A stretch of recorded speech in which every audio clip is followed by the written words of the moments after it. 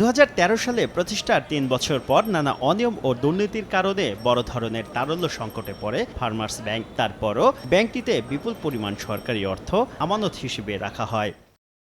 ডুবতে থাকা ফার্মার্স ব্যাংকের চেয়ারম্যানের পদ থেকে 2017 সালের নভেম্বরে আওয়ামী লীগ নেতা মহিউদ্দিন খান আলমগীর পদত্যাগ করলে চেয়ারম্যান হন আলোচিত সমালোচিত ব্যবসায়ী নাফিস শরাফত। ফার্মার্স নাম পরিবর্তন করে পদ্মা ব্যাংক নামে যাত্রা শুরু করে। নথিপত্রে দেখা যায় মখা আলমগীরের পদত্যাগের ঠিক 1 মাস আগে এবং পরে পদ্মা ব্যাংকের 4টি শাখায় 25 কোটি 40 লাখ টাকা আমানত রাখে বিটিআরসি। 2.5% সুদে 1 থেকে 3 মাস মেয়াদে রাখা হয় এই অর্থ।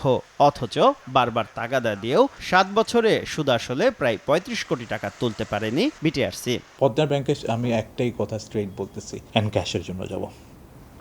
এনক্যাশ যদি না করতে পারি, লিগ্যাল ডিভিশনকে দিয়ে দিব, লিগ্যাল ডিভিশন দায়িত্ব নেবে মামলা করতে।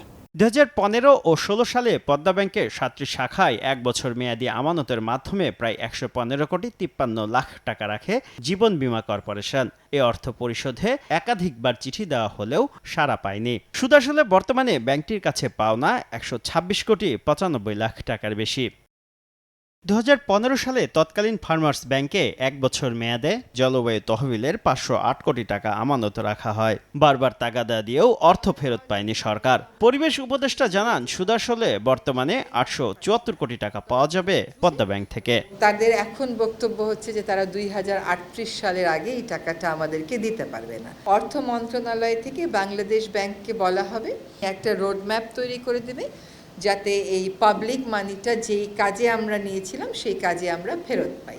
এর বাইরে চট্টগ্রাম বন্দর কর্তৃপক্ষের 179 কোটি টাকা, তিতাস গ্যাসের 53 কোটি টাকা আটকে আছে পদ্মা ব্যাংকে। এ বিষয়ে পদ্মা ব্যাংকের বক্তব্য জানতে চেয়ে গুলশানে ব্যাংকের প্রধান কার্যালয়ে গেলে কথা বলবেন না বলে জানান ব্যবস্থাপনা পরিচালক।